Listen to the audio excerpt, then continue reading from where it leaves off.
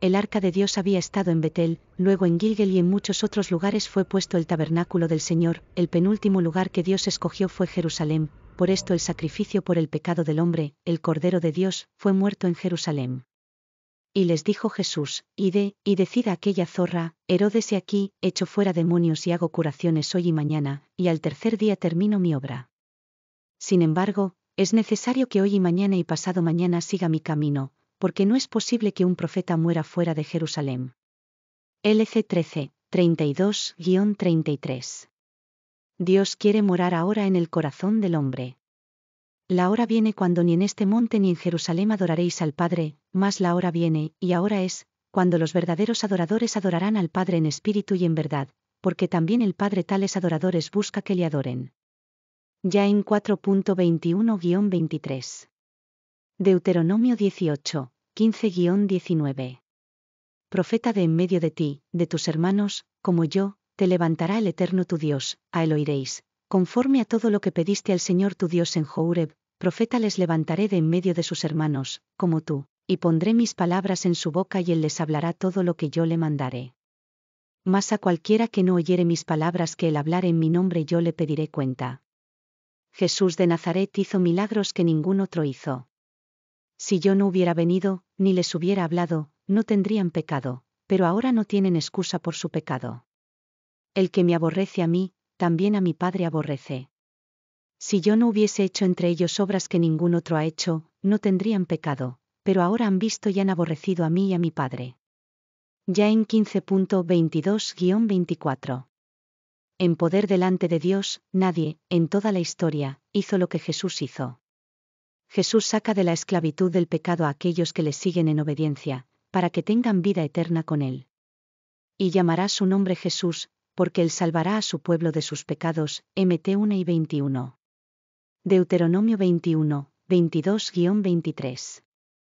Si alguno hubiere cometido algún crimen digno de muerte, y lo hiciereis morir, y lo colgareis en un madero, no dejaréis que su cuerpo pase la noche sobre el madero, sin falta lo enterrarás el mismo día, porque maldito por Dios es el colgado. Y no contaminarás tu tierra que Yahvé tu Dios te da por heredad. En Israel no se podía dejar un cadáver colgado toda la noche. Este decreto profecía se cumplió en la muerte de Jesús. Los romanos podían tener a un hombre colgado de una cruz asfixiándose mucho tiempo y dejarlo ya muerto como escarmiento al pueblo. Jesús estaba desangrado, golpeado, deshidratado y agotado cuando lo crucificaron en medio de burlas y humillaciones, y con el frío de la época, tardó cerca de 6 horas para morir en la cruz. Sin embargo, para humillar al pueblo, los romanos pudieron haberlo dejado allí después de muerto. Fueron los mismos judíos que lo mandaron matar, quienes pidieron que se les quebraran las piernas, esto precipitaba la muerte por shock, y se quitaran los cuerpos de las cruces. Otra profecía que se cumple: los romanos ignoraban el rito de la Pascua en que no se rompen los huesos al Cordero Pascual y tampoco sabían que Jesús era el Cordero de Dios, pero no le quebraron las piernas, cuando llegaron a él ya estaba muerto, si le traspasaron el costado y permitieron que fuera sepultado el mismo día de la crucifixión. Entonces los judíos, por cuanto era la preparación de la Pascua, a fin de que los cuerpos no quedasen en la cruz en el día de reposo, pues aquel día de reposo era de gran solemnidad, rogaron a Pilato que se les quebrasen las piernas, y fuesen quitados de allí. Vinieron, pues, los soldados, y quebraron las piernas al primero, y asimismo al otro que había sido crucificado con él. Mas cuando llegaron a Jesús, como le vieron ya muerto, no le quebraron las piernas. Pero uno de los soldados le abrió el costado con una lanza, y al instante salió sangre y agua. Ya en 19.31-34. Deuteronomio 32.21.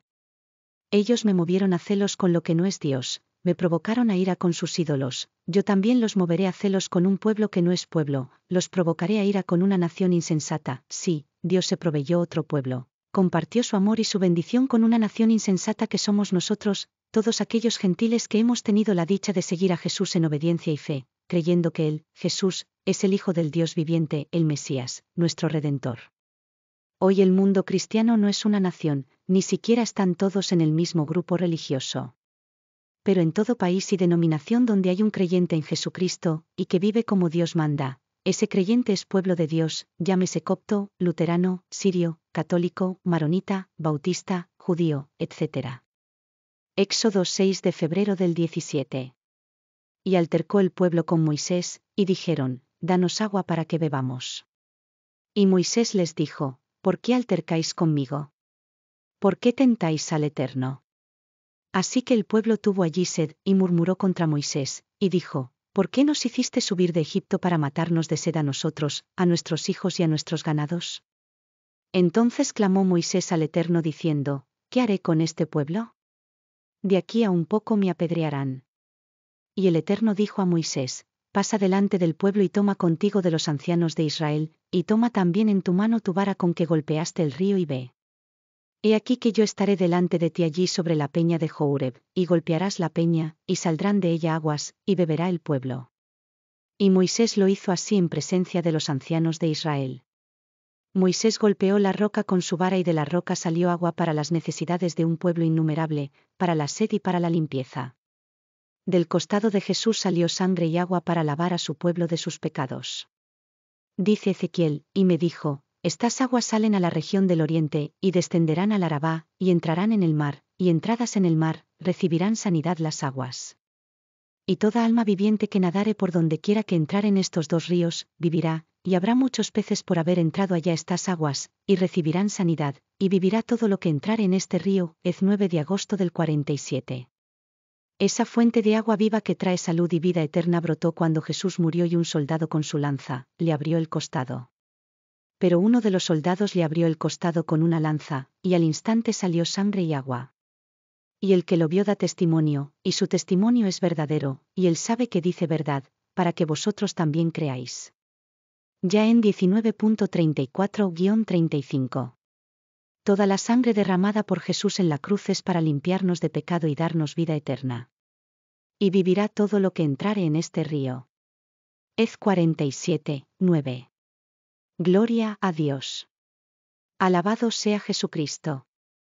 Rey para Israel. El pueblo de Israel vivió aproximadamente 400 años sin rey, desde su salida de Egipto. Cada vez que una tribu o el pueblo entero se olvidaba de Dios les sobrevenían plagas o los derrotaban sus enemigos. Entonces, cuando se olvidaban de Dios, el Eterno escogía de entre el pueblo un juez. Este juez era una persona justa, temerosa de Dios, obediente a las órdenes del Señor, y valiente, tenía que luchar contra grandes ejércitos. Mas como había dispuesto su corazón para obedecer a Dios, el Señor hacía liberaciones milagrosas. Gedeón con solo 300 hombres destruyó un ejército enorme, porque Dios estaba peleando por él. Leer Jueces capítulos 6 al 8. El último juez de Israel fue Samuel. Desde su concepción, el Señor lo tomó como alguien especial. Su madre era estéril y aunque su marido la amaba, ella se sentía muy infeliz sin hijos. Así que fue con su esposo como era costumbre a Silo, lugar que había sido escogido por Dios para poner su tabernáculo. En aquel lugar Ana oró al Señor para que le concediera hijo y ofreció que lo regalaría al Señor. Dios le hizo aquel maravilloso milagro y el niño que nació fue llamado Samuel. Cuando lo destetó lo llevó a Silo para dedicarlo al Señor. En ese viaje Ana pronunció una alabanza muy hermosa. Leer y Samuel 2 de enero del 10, aquí estudiaremos el versículo 10. Delante del Eterno serán quebrantados sus adversarios, y sobre ellos tronará desde los cielos. El Eterno juzgará los confines de la tierra, dará poder a su rey y exaltará el poderío de su Mesías. Cuando Ana hizo esta oración no había rey en Israel, mas existía la certeza de la venida del Salvador, del ungido de Dios, del Mesías. Este sería el rey de Israel. En aquel tiempo había un sacerdote al servicio del tabernáculo que se llamaba Elí. Sus hijos no eran buenos, sino que irrespetaban los sacrificios que el pueblo traía para Dios. El Señor decidió que no heredarían el puesto de su papá, sino que Dios mismo buscaría otro sacerdote fiel. Dijo el Señor, y yo me suscitaré otro sacerdote fiel, que haga conforme a mi corazón y a mi alma, y yo le edificaré casa firme, y andará delante de mi ungido todos los días. 1 Sam 2 y 35. Elí trató de corregir a sus hijos, les advirtió, si pecare el hombre contra el hombre los jueces le juzgarán, mas si alguno pecare contra Yahvé, ¿quién rogará por él? Pero ellos no oyeron la voz de su papá porque el Eterno había resuelto hacerlos morir. 1 Sam 2 y 25.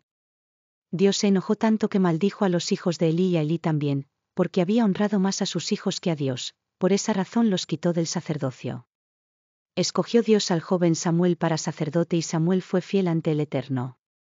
Pasó el tiempo y Samuel envejeció, y sus hijos no eran como Samuel sino avaros, recibían sobornos y pervertían el derecho, así que el pueblo pidió rey, ya no querían que los guiaran jueces, y Samuel se resintió, pero Dios le dijo: Oye la voz del pueblo en todo lo que te dijeren, porque no te han desechado a ti, sino a mí me han desechado para que no reine sobre ellos. Conforme a todas las obras que han hecho desde el día que los saqué de Egipto hasta hoy, que me han dejado y han servido a dioses ajenos, así hacen también contigo. Un Sam 8.7-8. Dios les puso rey y designó a Saúl, el hombre más hermoso que había entre los hijos de Israel, de hombros arriba sobrepasaba a cualquiera del pueblo. Este rey ganó muchas batallas con su pueblo, mas era de carácter débil y aunque temía a Dios no le obedecía, temía más al pueblo que a Dios. Después de una batalla contra los amalecitas Saúl desobedeció a Dios, porque el Señor le había dicho que no tomara nada del pueblo de Amalec, pues habían matado a muchos de Israel y Dios no quería que su pueblo tuviera despojos o ganancias de esa batalla. Saúl decidió traerse el ganado y hasta perdonó al rey de ese pueblo. Cuando Samuel lo encontró tras la batalla le dijo muy enojado: no es más obedecer al Eterno que los muchos holocaustos y sacrificios. Leer un Sam 15 de febrero del 23. Y Dios se buscó otro rey. Dios escogió a un muchacho que cuidaba ovejas, y que profesaba un gran amor, temor y respeto a Dios, era muy valiente y con espíritu sensible para hablar con el Señor. Se llamó David, hijo de Isaí, de la tribu de Judá, de la aldea de Belén. Aquel día no llegó a ser rey, le faltaban muchos años de prueba, de persecución y de fracaso.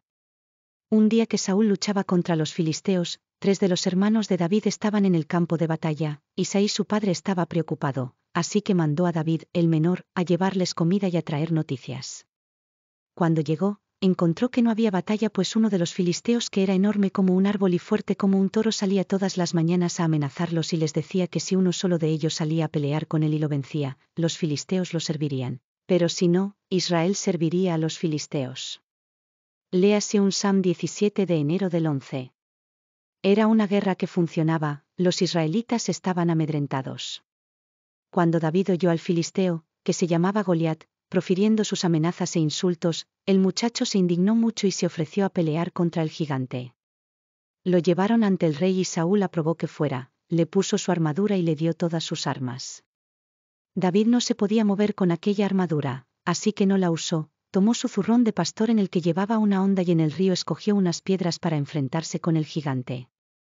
Goliat se indignó al ver semejante adversario y David le contestó: tú vienes a mí con espada y lanza y jabalina, mas yo vengo a ti en el nombre de YHVH Dios de los escuadrones de Israel, a quien tú has provocado. Y Sam 5:45. Y corrió David a la línea de batalla contra el filisteo.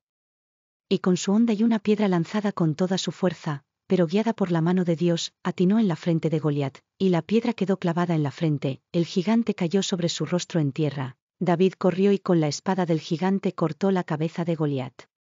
David se enfrentó y venció al gigante enemigo. Jesús de Nazaret, él solo y sin armas, con el escudo de su obediencia absoluta al Padre venció al enemigo de Dios y de los hombres, liberando al pueblo que en obediencia a Dios quiera seguirlo a su reino. Israel gritó victorioso y los filisteos se espantaron. Ese día Israel ganó la batalla. Saúl no sabía que David ya había sido ungido rey para sustituirlo. El corazón del pueblo se volcó hacia el muchacho. David tenía algo muy importante a su favor, Dios estaba con él y lo cuidaba en todo lo que emprendía. Saúl se puso muy celoso y se propuso matarlo. En cambio Jonatán, hijo de Saúl, se convirtió en el mejor amigo de David y al reconocer que Dios estaba con David le pidió que tuviera misericordia de su familia cuando fuese rey. David respetó a Saúl y a su familia. Saúl empezó a perseguir a David, intentaba matarlo, por lo que David tuvo que huir y esconderse entre peñas y cuevas del desierto. En 2 ocasiones David pudo haber matado a Saúl, pero no levantó su mano contra él, pues Saúl había sido ungido por Dios. Todo el que ayudaba a David se arriesgaba a ser asesinado por Saúl, fueron los filisteos los que dieron muerte a Saúl y a sus hijos en Gabaón.